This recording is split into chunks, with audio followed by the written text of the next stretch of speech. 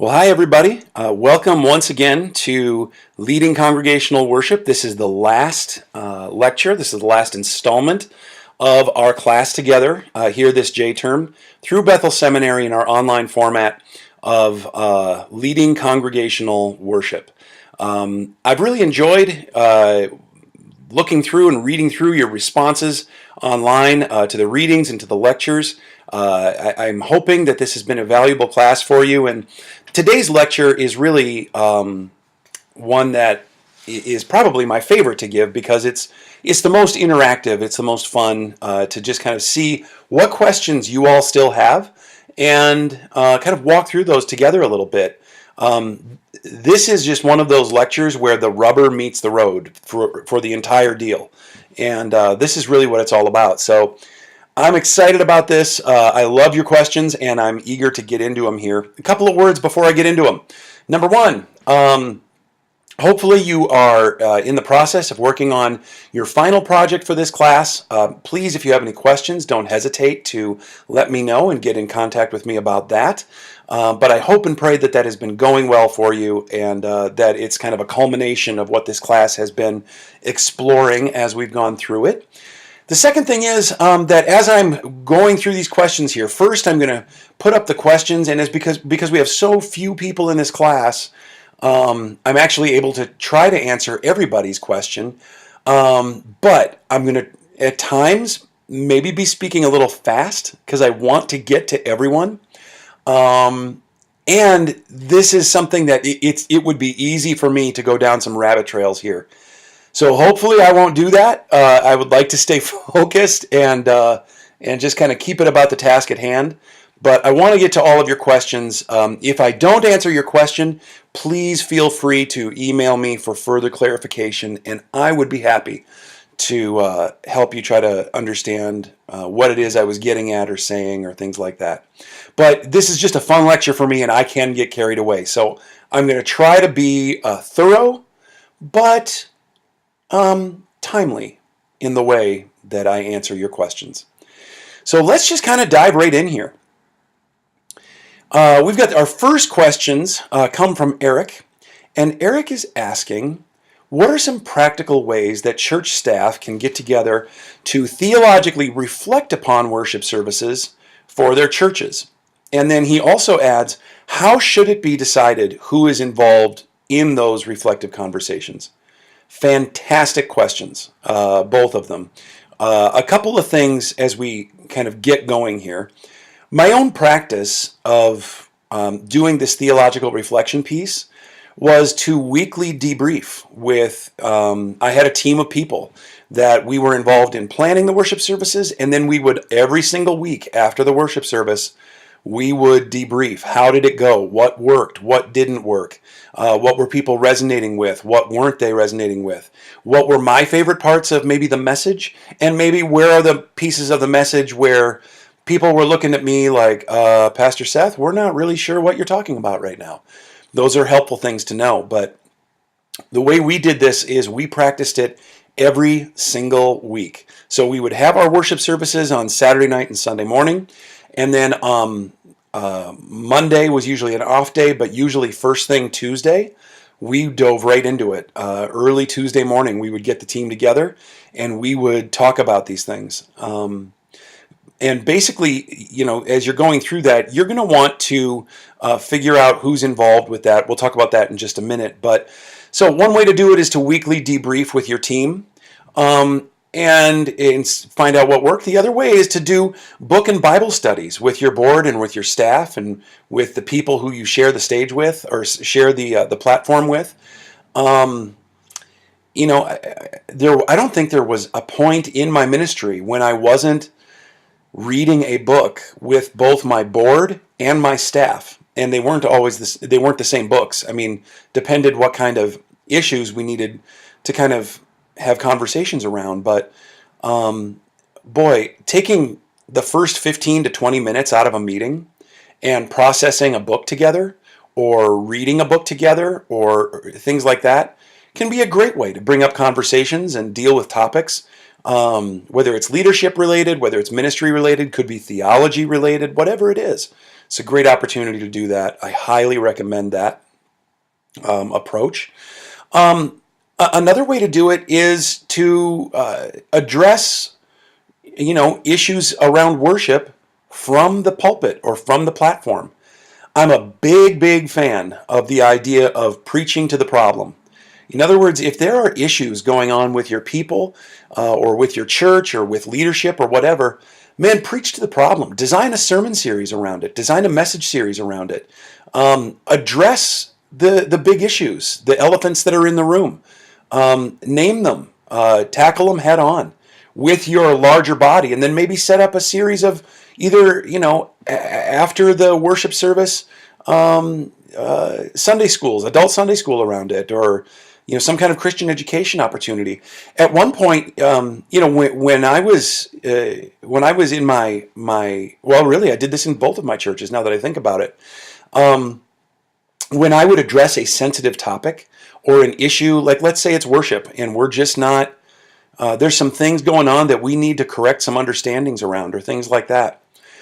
I would design a series around it, and then after that, I would actually stay. We'd move into the coffee shop or whatever, and we would stay there for an hour after the worship service, either having a conversation, allowing people to reflect with me there with them, or just having discussions around these topics. So, maybe you preach on a certain aspect of worship, and then after the worship service, you're around to answer questions. You're around to, pour some coffee or grab a donut or a cookie, whatever you guys do, and just have a conversation around it, kind of an unscripted, hey, let's talk about this.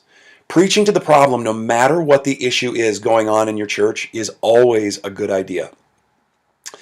That leads to this question of, how should it be decided who's involved with these conversations?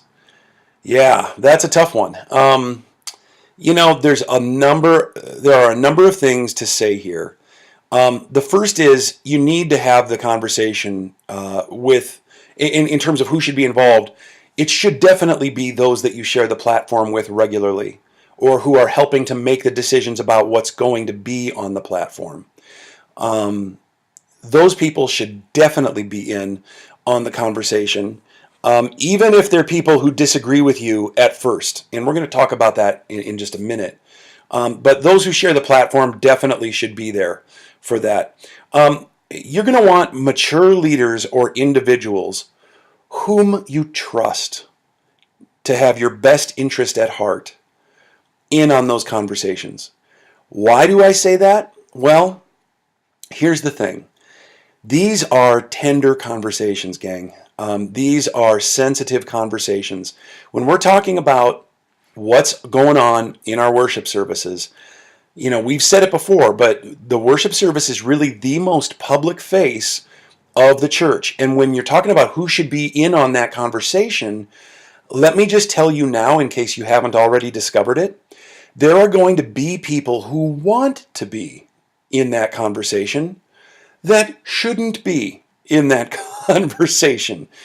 When it comes to this kind of stuff, you're going to get people wanting to be involved who have agendas, who have issues with authority, who have issues with power, and are really, or who are maybe trying to grind an axe.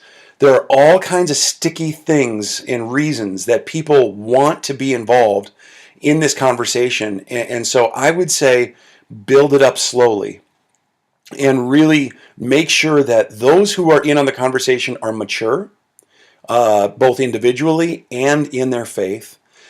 And they're people who, even if they have something negative to say, like they want to pull you aside and tell you about a message that just didn't work or it didn't connect, or they're going to say something to your worship leader about his music or his comments that he made, and that's a whole other issue between songs or whatever.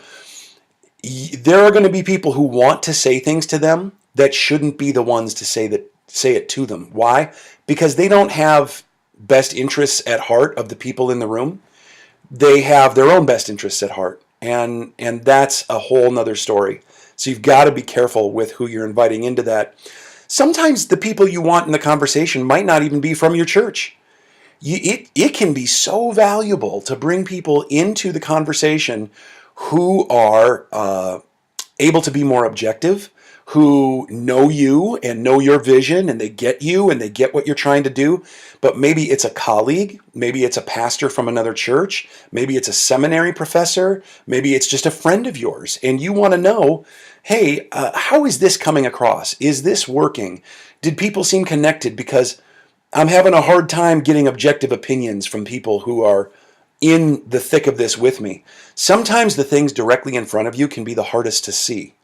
And so when you can bring someone in who can give you some outside perspective, man, that can be really, really helpful. And I would just encourage you to really see what you can do to bring in an outside opinion from time to time. It can be very valuable. Again, it goes back to they need to be mature leaders or individuals who you trust to have your best interests at heart.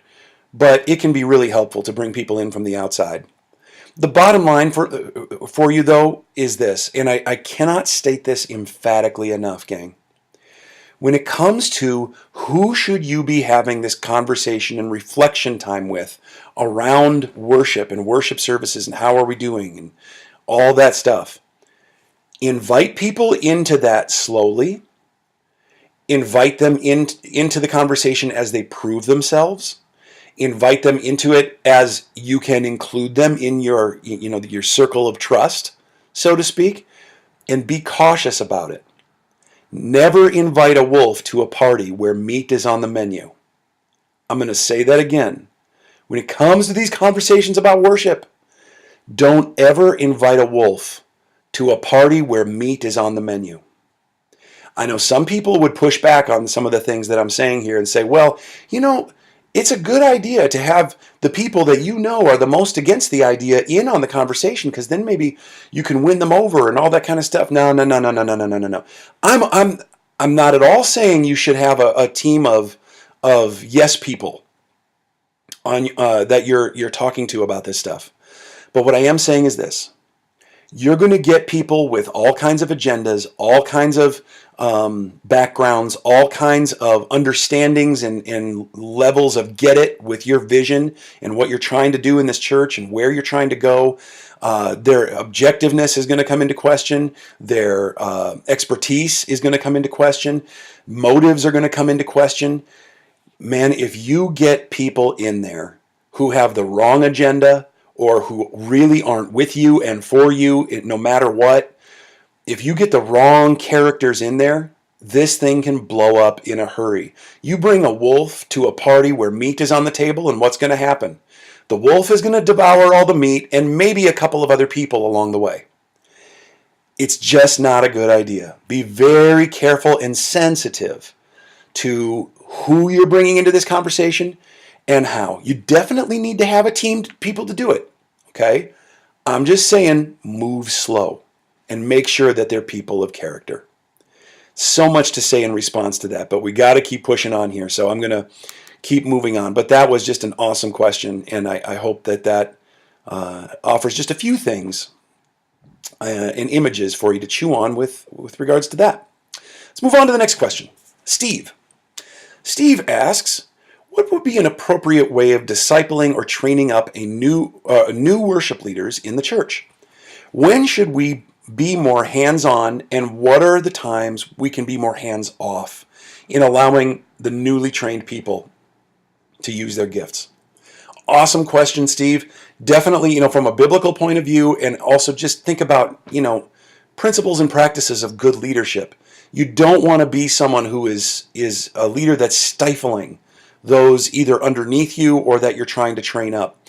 But let's see if we can, provide a little bit of clarity here. Ideally, in these situations, what I practiced and what I would recommend is an apprenticeship model. And you might say, well, what is an apprenticeship model? It's really just this, okay? An apprenticeship model is that I'm going to do this or show examples of it, and you're going to watch me do it.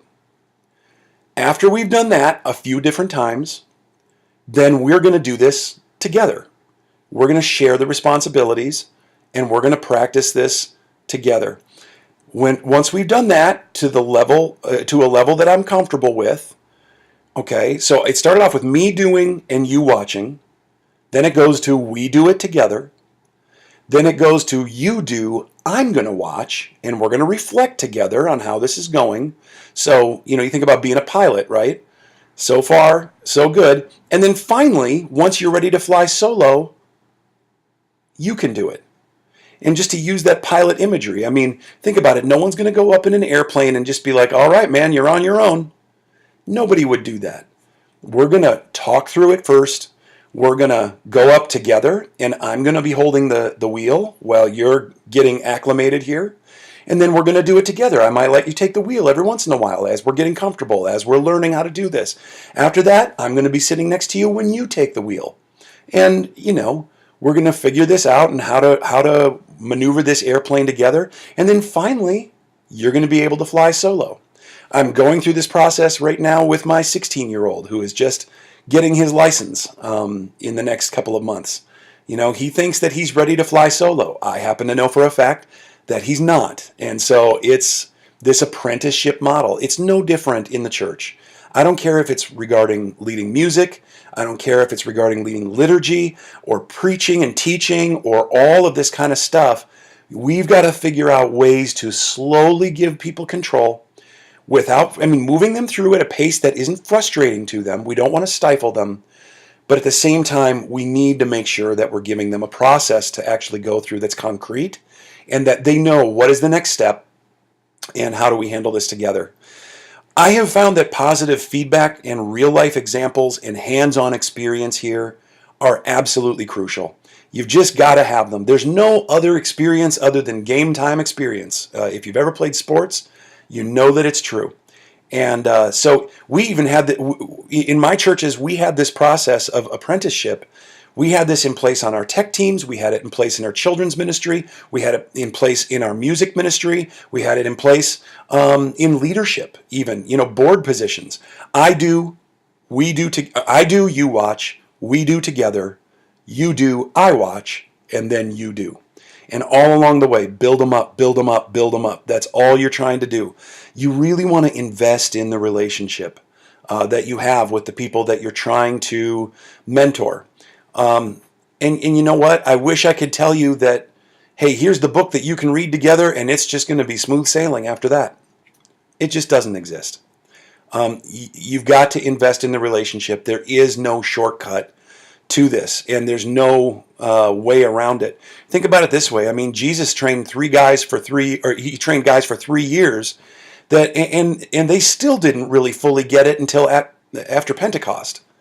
So, it's relationship, relationship, relationship, relationship. If you're hoping to find a shortcut to it in terms of apprenticing people into leading worship, there's really no shortcut to it.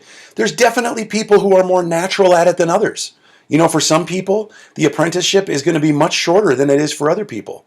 But it involves a process and a relationship all along the way. If you're, I wish I had some kind of a silver bullet I could give you on this, but there really just isn't one. And if we look to Jesus for his example, what we find is he's constantly investing in those people closest to him so that they could invest in the people around them moving forward. And that's just what he did. The more the people you're trying to apprentice understand you and believe that you're with them and for them, gang, the more positive the results are going to be. You want to really spend a lot of time building them up. And at times that's going to mean you've got to break them down before you can do that. But you've got to really build them up and help them to believe that you're with them and for them. If they believe that you really truly are with them and for them in your relationship with them, that you care about them, they will walk on hot coals for you, man. They will jump through fiery hoops to make sure that they are living up to the potential that you see in them. And that's really the key. It's all about relationship and about giving them a concrete process to work through. All right, next question. David asks, in your lecture, you highlighted the importance of maintaining positive relationships, there's that word again, among those who share the stage, especially the worship leader. What should, and this is so good, what should a newly hired pastor do if he or she senses an undercurrent of resentment for whatever reason, age, jealousy, pettiness, in order to address those relationships and attempt to make them right without losing valuable staff and members? Man, we could do weeks on this, David. This is such a good question. But let me start here by saying this. First things first, you will never find a way of doing it that won't, from time to time, lose you either staff members or members of the church. Sometimes people are going to leave, and that's okay.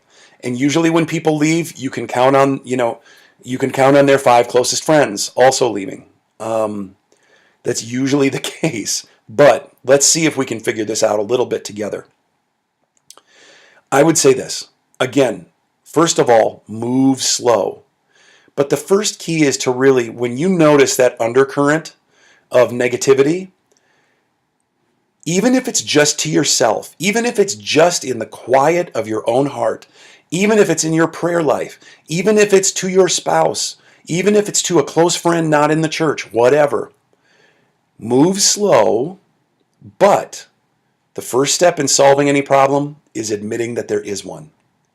Don't be one of these people and one of these pastors and one of these leaders that's constantly putting your head in the sand and saying, I don't see the problem here.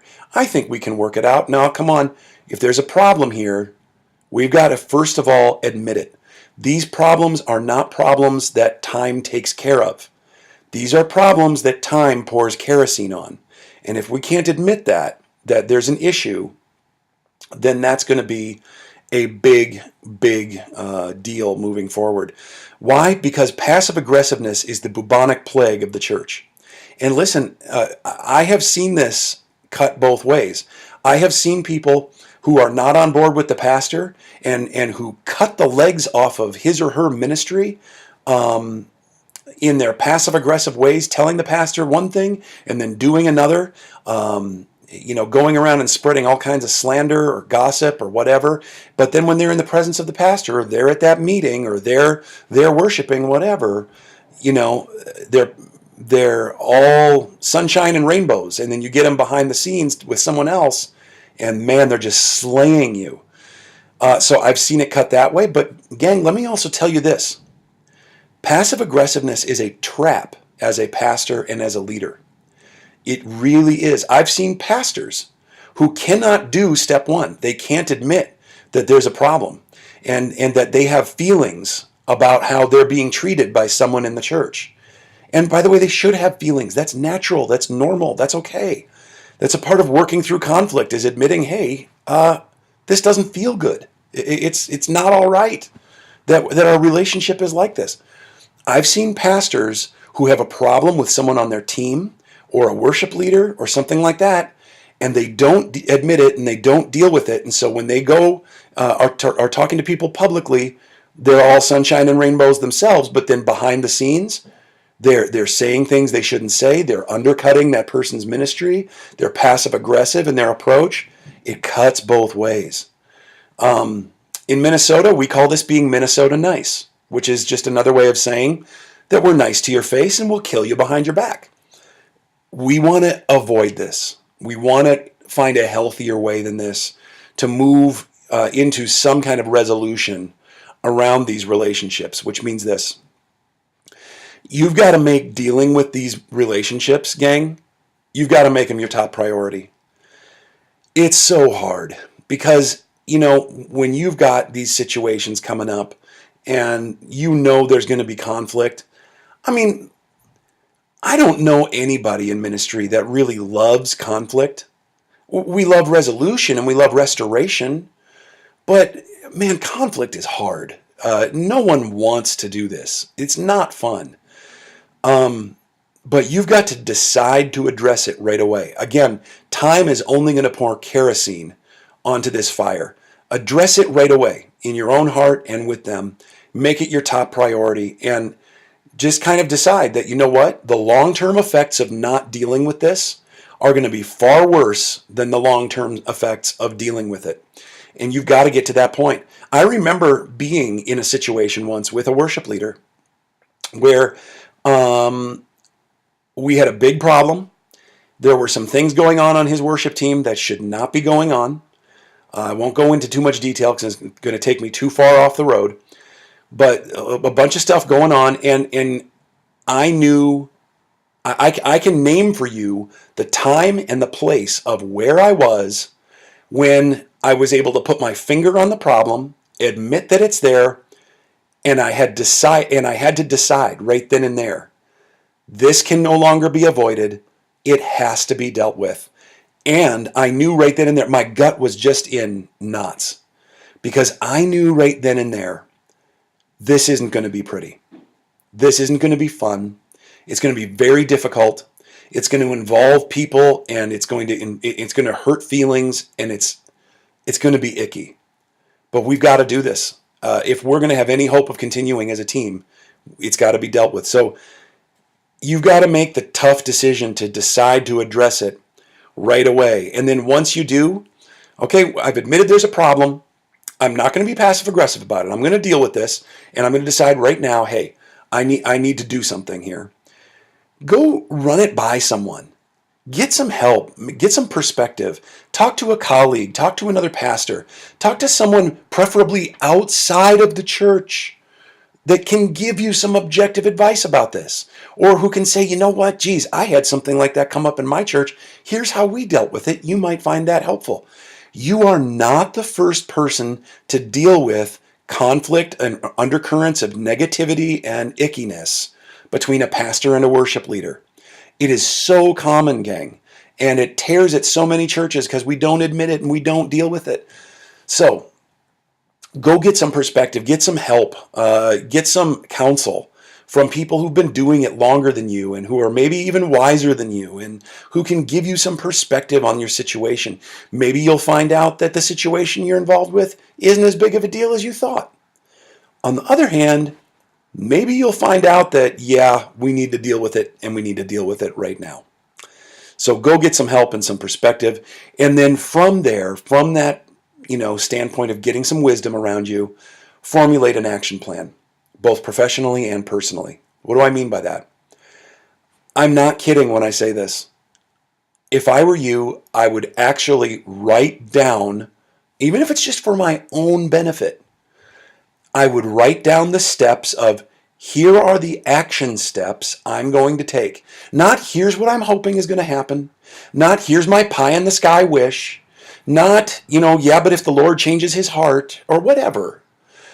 I mean, actually writing down an actionable list of things you can do that will help bring this brewing and budding conflict to some resolution. Formulate your action plan, both professionally. How are we going to deal with this at church? How are we going to deal with it on our teams? How are we going to deal with it on our board, on our staff, whatever it is? And then personally, why do I throw that in there? Because this is going to eat at you. This is going to weigh on you. This is going to be a burden that you're going to carry around until it's resolved. And if you don't have a way of, on a personal level, dealing with this conflict or dealing with this stuff, it will start to affect your own ministry, maybe even lead you into some of the passive-aggressive tendencies we just talked about. For you, on a personal level, I'm not kidding. I know this sounds simple, but I'm just, take it from a guy that's been there. It might mean I'm going to write down in an action step here, I'm going to make sure that while this conflict is being resolved, I'm exercising 4 times a week. It might mean I'm going to spend an extra hour with my kids this week. It might mean whatever your hobby is. For me, I'm a photographer. I'm going to take 3 camera walks this week. Just grab my camera and go for a walk and get my mind onto something else. In more serious situations, gang, in terms of practicing self-care through this, a couple of other suggestions. It might mean that on my action list, my action plan, I'm going to write down start seeing a counselor. Start working through my own emotions around this. It might mean asking for extra grace from the people that are around me. Hey, gang, I'm going through something at work right now. It's really occupying a lot of space in my head and in my heart. I'm asking for some grace right now. And if you see me drifting a little bit, or if you see me angry, if you see me sad, depressed, or drifting into a hard place, could you make sure that you're talking to me about that in a real gentle and loving way? Because I'm going to need that. You're going to need both sides, gang. You need to formulate an action plan professionally and personally. And then in terms of how you deal with that person and how you implement that action plan, listen, be compassionate, but also be direct. If you're a senior leader, and I've said this in other classes, or in other lectures, I should say, if you're a senior leader, I put the onus on us as senior leaders to initiate those hard conversations. Do not wait for people to come around to you to deal with the situation. Again, time doesn't help. You need to be the one to Matthew 18 it up here, And I'm going to tell you right now, Matthew 18 about conflict resolution, it is the most violated part of the New Testament commands you're going to find anywhere, right? I mean, go first to your brother, and then if that doesn't work, et cetera, et cetera, et cetera. Yeah, people don't do that. People trample all over that. As pastors, you need to be the one, or as leaders even, you need to be the ones who are saying, can you and I go grab a cup of coffee? I've just noticed that this isn't working, and I really want to do whatever we can to resolve this. Can you and I at least maybe start a conversation about this, because I want to get this right together. If you can find ways to compassionately or warmly, from a relationally intelligent point of view, initiate that conversation, you've got to do it. And then once you do it, don't beat around the bush. I've kind of noticed that, sometimes from time to time, things kind of aren't working between us. Look, just say it. And say it. It's all about your tone. It's all about your body language. All about that relationship we've built with that person in the past. Just kind of say, when you do this, can I be honest with you? It makes me feel like this. Here's what I'm sensing. Am I wrong? What are you seeing? Initiate that conversation and have the hard talks. You need to be the one to initiate it.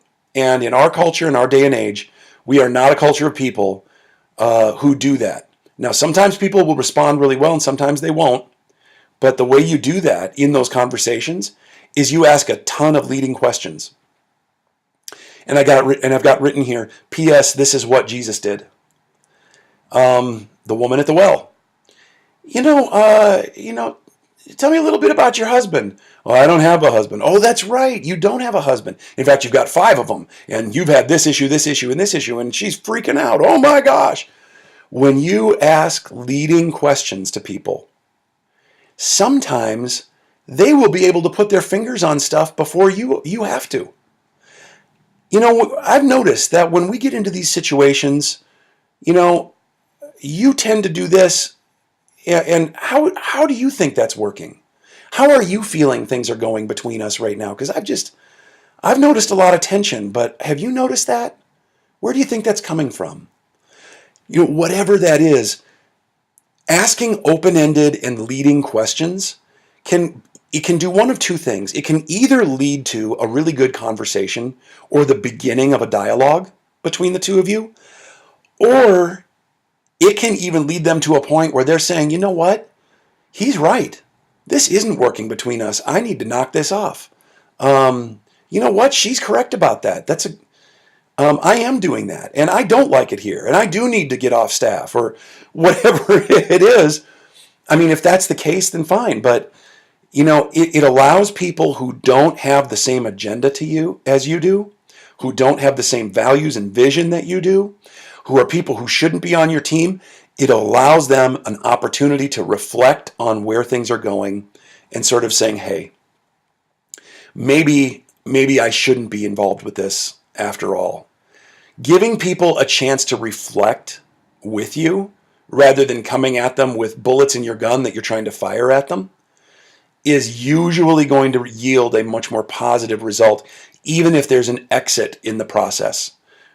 Because what will happen is it'll be of their own accord and their own decision, and it maintains, as much as you can, it maintains relationship. Now, sometimes that isn't possible, but as much as you can, leading questions will allow you a more peaceful resolution.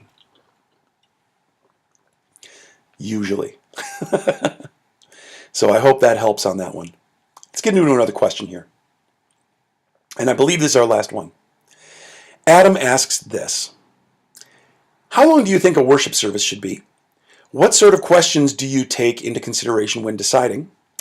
And then also, what are your thoughts on the worship versus evangelism discussion in the Dawn text? In other words, how much of the worship service should focus on being how much of the worship service should focus on being God's worshiping people, and how much, if any, should focus on appealing to and or attracting non-churchgoers?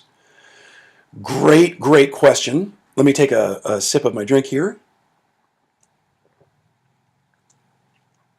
And let's dive into this. And we're gonna end on this question. First thing to say is that worship service length is going to depend on the tradition and the context that you're in. Remember the African Queen example.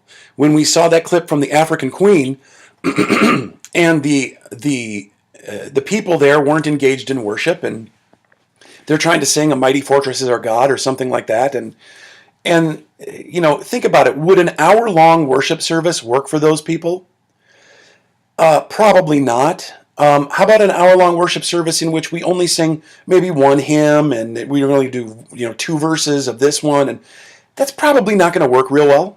You're going to have to think about where you are and who we're trying to create a worship experience for. What's the context here? If I'm designing a hospital worship service, a chapel service in a hospital, it's not going to involve a 35-minute sermon that has 4 points. And it's just not. It's going to be a much more abbreviated, much more a shortened version of what we would normally do in a church. Why? Because the context is different. You got to take that into account. So really hard to give a blanket statement here, but really depends on your tradition and context. Most evangelical traditions, 60 to 75 minutes tends to be the sort of ballpark for being your high end on the worship service. If your worship service is roughly an hour to an hour 10, maybe an hour 15 long, usually you're okay in terms of time, in terms of tradition and context. Now, that might change if you're in an Assemblies of God context, though, which is also an evangelical tradition. However, not uncommon for worship services to go an hour and a half, hour 45, 2 hours. Just depends on what we're dealing with here. So this is a highly contextual question, but I think you're kind of getting a sense of what sort of questions I would tend to ask. Think about it this way. When you're doing a workout in your week, if you go on a jog, if you lift weights, if you belong to a health club or something like that, how long should your workout be? Think of this from the perspective of, if you're an athletic trainer and people are coming to you and you've got to train them up a little bit to get them more fit, how long are we going to design their workout to be? Well, generally speaking, we're going to want the workout to be long enough to sufficiently work their muscles, but not so long that it makes you so sore that you don't want to come back tomorrow, right? I mean, I don't want to do a workout at the gym today, and that's going to make me so sore, so tired, so full of lactic acid that I don't want to even think about going to the health club tomorrow. Sustainability is a really big deal when it comes to picking out, not just picking out, but coming up with a workout routine. If I'm an athletic trainer, I don't want to push my clients so hard that they never want to come back and see me. Okay, we're going to work out for 3 hours today, and it's going to be fantastic. You're going to leave here in the best shape of your life, and all that flab and blubber is going to get burned away, and we're going to do the whole thing in 1 month. And no, no, no, no, no, no, no. Take the long view on this, gang. What is going to be a rate that is going to help us burn calories and blubber and fat, and yet is going to be sustainable? They're going to be able and want to come back because they're feeling pushed, but they're feeling good. That's the kind of question you want to ask with regards to your worship service. It's all about context, it's all about tradition, and it's all about understanding, what are the tolerance levels here that we're dealing with? What do our tradition and our context tell us about those things? So in terms of the worship and evangelism debate, I want to say this. I actually think this is a false dichotomy. And I'm going to say a few things here that maybe you'll agree with and maybe you won't. As I always say, eat the fish and spit out the bones. But here's what I would tell you. I don't think of these two things as being mutually exclusive. I think they're both things that we are called to do as disciples of Christ. They're both things that are tasks of the church from an ecclesiological point of view, from a theological point of view, and from a practical point of view. When people are coming to Christ, is it really so hard to think of that as a worshipful thing? Or is it really so hard to think of real worship as being something that others are going to want to get drawn into? I think too often we think about these things as being mutually exclusive when really all we've done is set up a false dichotomy. Let me say a few more words about this. Gang, everything in the worship services that we're designing, everything should have a worshipful purpose behind it. Every little element has got to move the ball down the field. If it's not, then we need to eliminate it, or over time, institute change that will eliminate it. Again, let's go back to our workout image and our health club image. If I only go to the health club once a week, and I've committed myself to say, look, I'm going to work out once a week for an hour, how much of a health benefit am I really going to get out of that? Am I going to achieve my weight loss and fitness goals by just working out 1 hour a week? Probably not. But that's where we're at with regards to our traditions and our practices around worship. We have these people. They're coming from all kinds of backgrounds and theologies and experiences and stuff that's going on in their heads and hearts as they're walking into church, as we discovered with Nancy Beach. Right, they're coming at this. We've got them for an hour to an hour 10 tops for a whole week.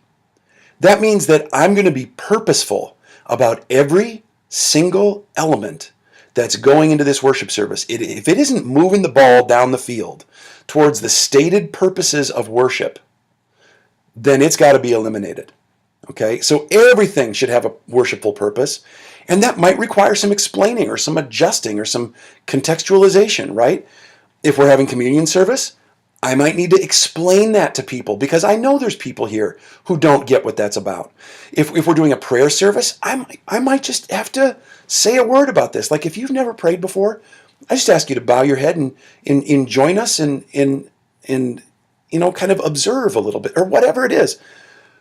You've got to explain things to them a little bit. Don't get so caught up in your traditions and in our Christianese language and things like, and even in our liturgy, that we are unable to explain things. Because if people don't know why they're doing it, they're not going to continue to do it. It might mean that our sermons, our messages, whatever you call them in your church, it might mean that we need to change our vernacular in them, right? It needs to be much less of a theology lecture and much more of a real talk that uses real language, that, when real images that come up in people's lives. This is why people love listening to Jesus. And I don't know why we get away from it, but we do.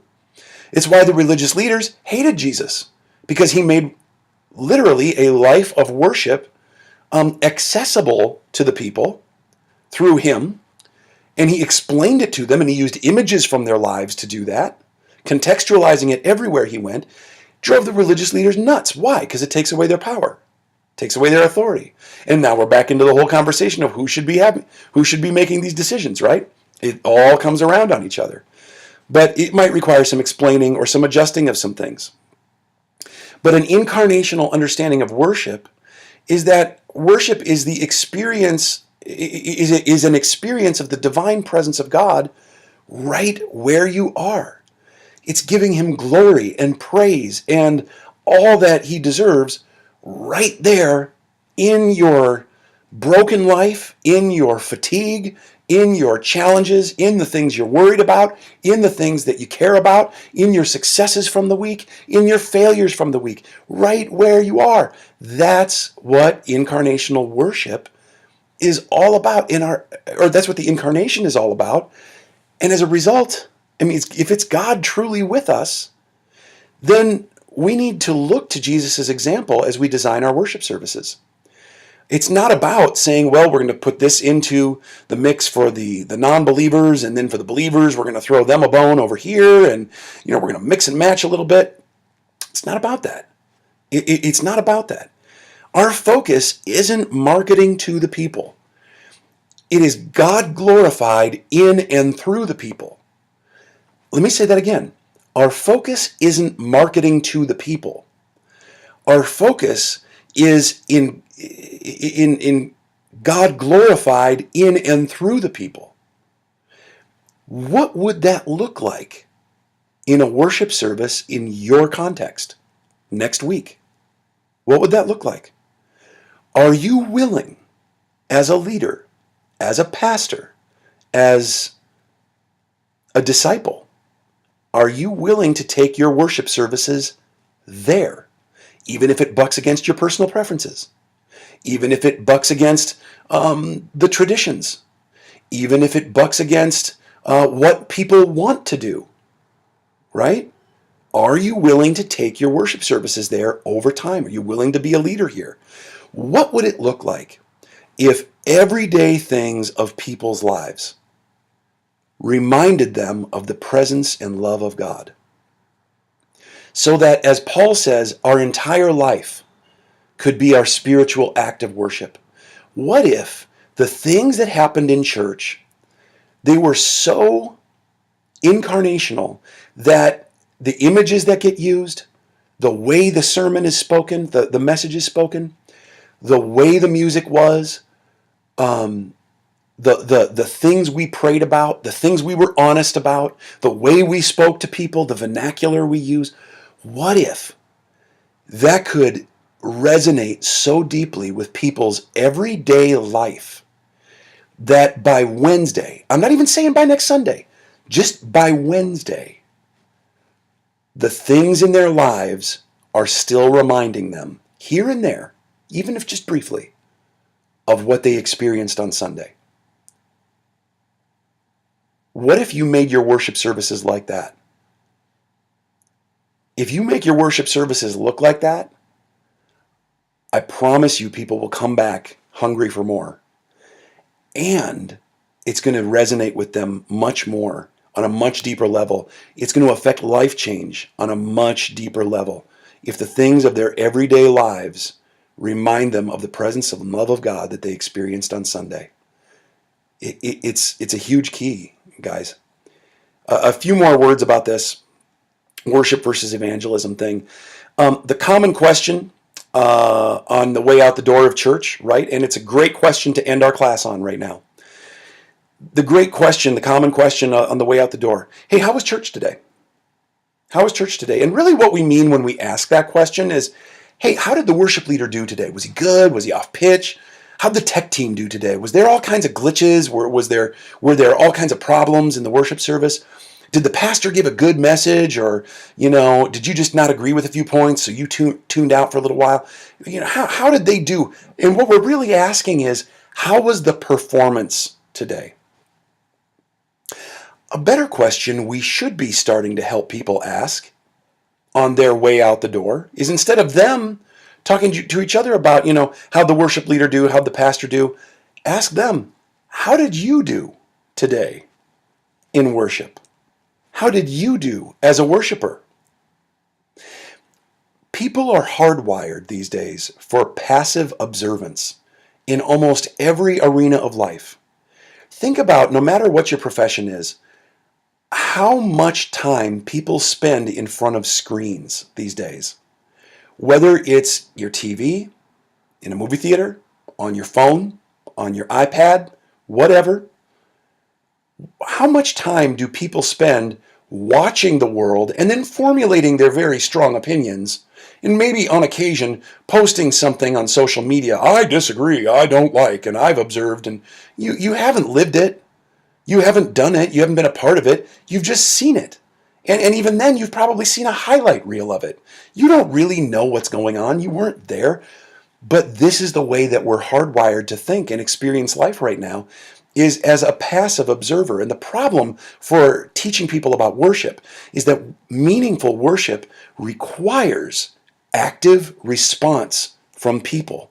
So, the more we can create worship experiences that invite compelling participation and response, the more God is going to be reflected in our churches and in our world. This is why having an incarnational approach is so key. It's so key. And it's why people get so sensitive about it, right?